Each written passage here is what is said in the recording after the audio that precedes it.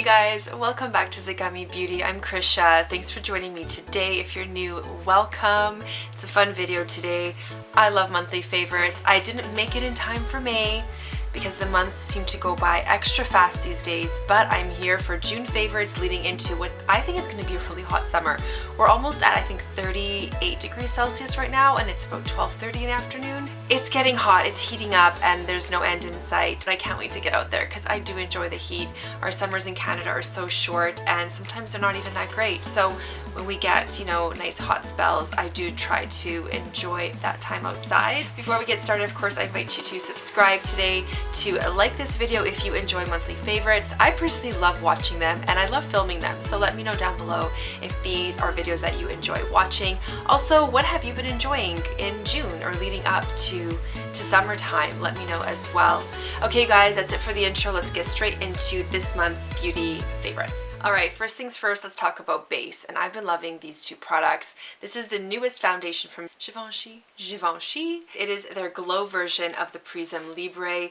It is absolutely stunning, you guys. I did a review on this, which I will link down below. I just love how smooth this goes on. It has kind of like sheer to slightly buildable medium coverage, but the finish it gives on the skin is truly skin-like, truly bouncy, beautiful, plump skin effect. Not overly greasy, you can just set it down a touch in those really kind of like more oily prone areas, for me the T-zone, and you're good to go. Longevity, I mean, in plus 40 heat, I don't know if I would reach for this, although I am wearing it today. I still think it would perform okay. I just think if you're expecting super long wearing, like on a beach day waterproof, no, that's not it.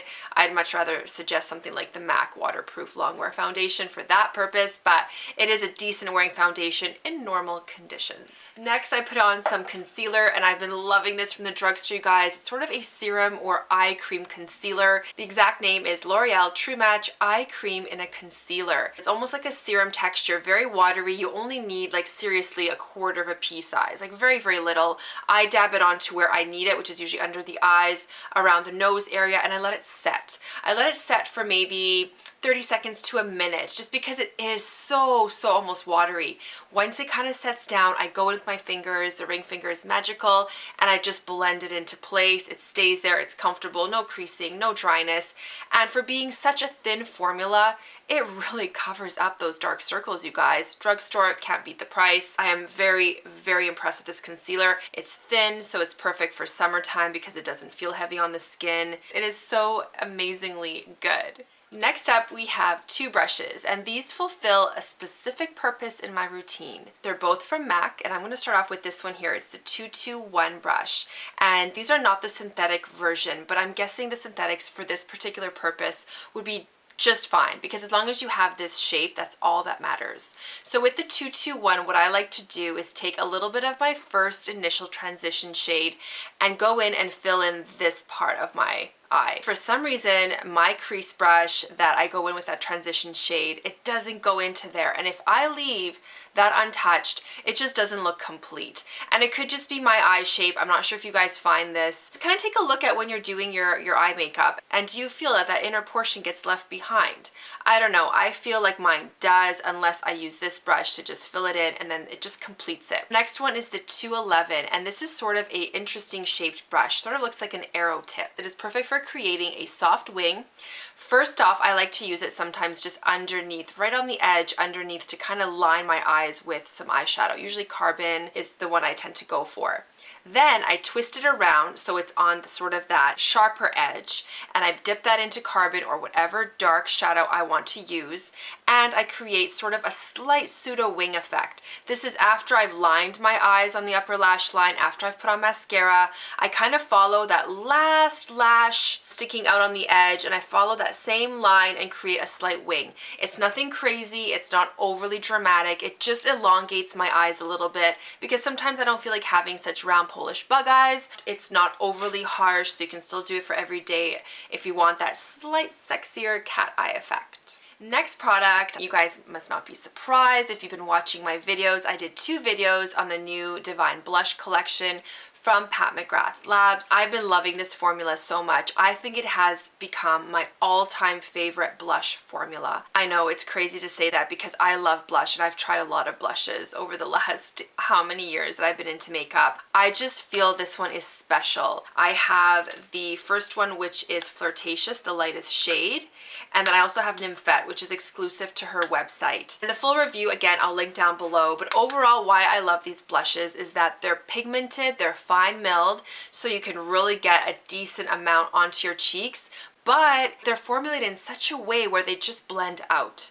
Now, they don't disappear off your face when you blend, but they just literally blend out. So I like to apply it right sort of on my, apple of the cheek, and then blend it outwards. I put some, of course, on my temples, top of the nose, chin, just to kind of like tie in everything together. I cannot believe how beautifully these blend out. It can be a synthetic brush, it can be a natural bristle brush. It really doesn't matter. It kind of works with all of my blush brushes, which is amazing too, because some formulas are, I find, quite specific to certain types of brushes. The embossing is beautiful. There's a ton of product. I believe we're in the 9-gram mark. The packaging is so sturdy, so luxe, and quite heavy for a blush and a small compact. I'm just so smitten with these, and I do want to pick up probably most of the shades. Some of the really dark ones maybe not for my complexion. There are definitely a few more shades that I do want to pick up. Divine Rose is one of them. One of these blushes in your collection, you would not be unhappy. If anything, you would be just probably so smitten that you wouldn't want to pick up another blush. That's saying a lot, but next product is also a blush, but it just happens to be in this massive face palette compact from Charlotte Tilbury. This is still a good product in its whole entirety, of course. This is the color Pretty Blush Beauty from the New Love collection. Well, like I said, all those products in it are beautiful. I did a full review on this as well, which I will link. But what I like to use it for, and I probably will repurchase this once I run out of this color, is the blush shade. I find if I take a little bit, just a touch of that blush on a small brush and just pop it right into this area here, it literally makes my cheeks and face look plumper. And I like a plump face. I'm 41, I want plumpness. Maybe when I was 20 years old, I was like, oh my God, let's look as gaunt as possible. I think getting older, we do want plumpness. And so I feel it creates this illusion of a plumper cheek. And I've tried duping this color in my collection, and I swear to you, I cannot.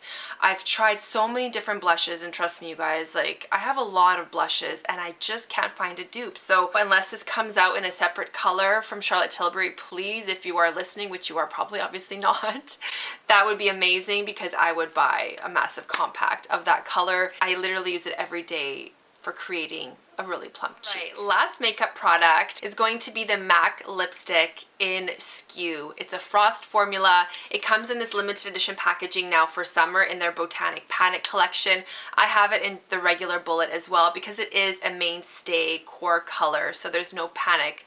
Oh my God.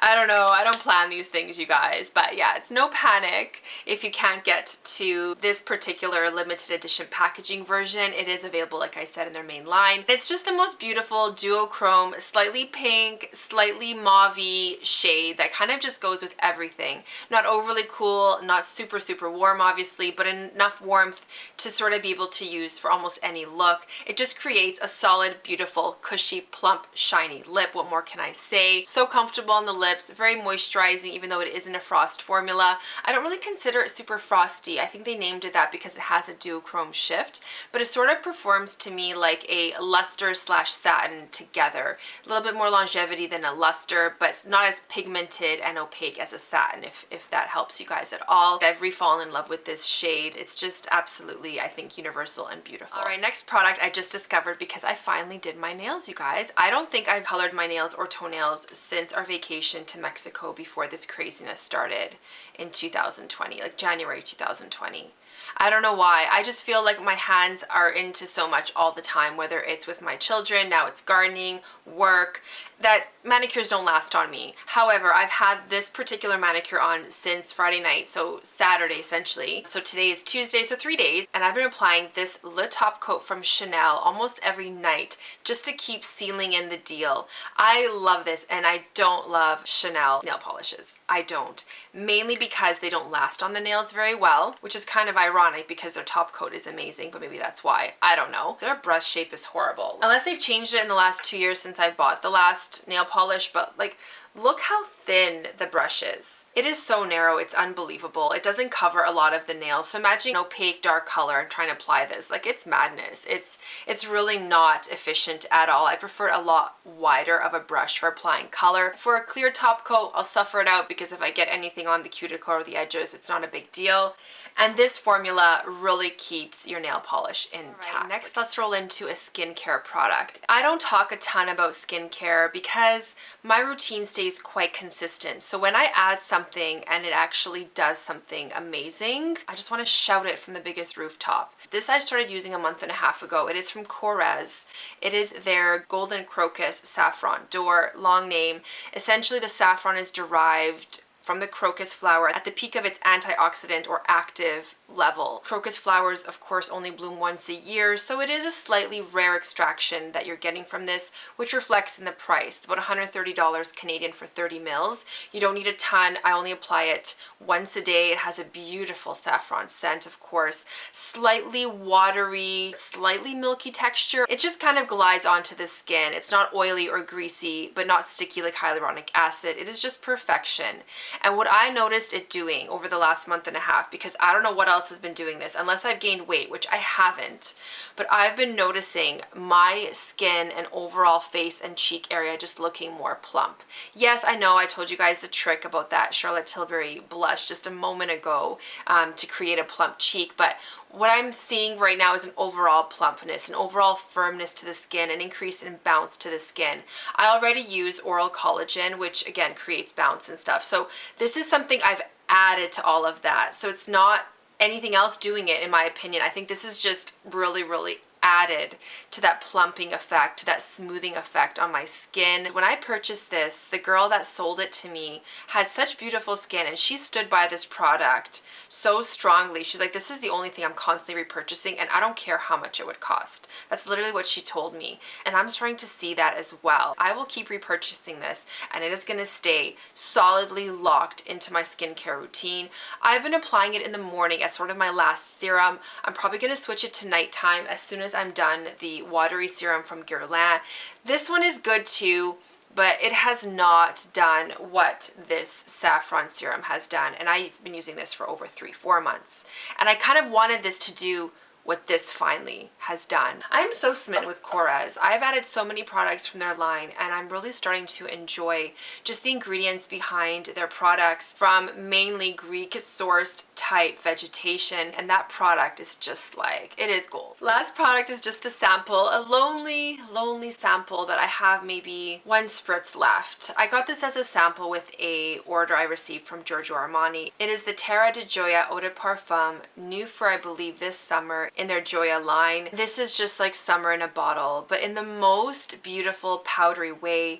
There's almond notes in here. There's also something slightly powdery, but yet something slightly fruity in the beginning as well. I just find this fragrance literally like sunshine hitting these warm rocks with like flowers growing in between those rocks. It just smells like so warm and so slightly beachy, but not like in an overly earthy way. It's like sunshine hitting all of that, hitting the florals, hitting the sand.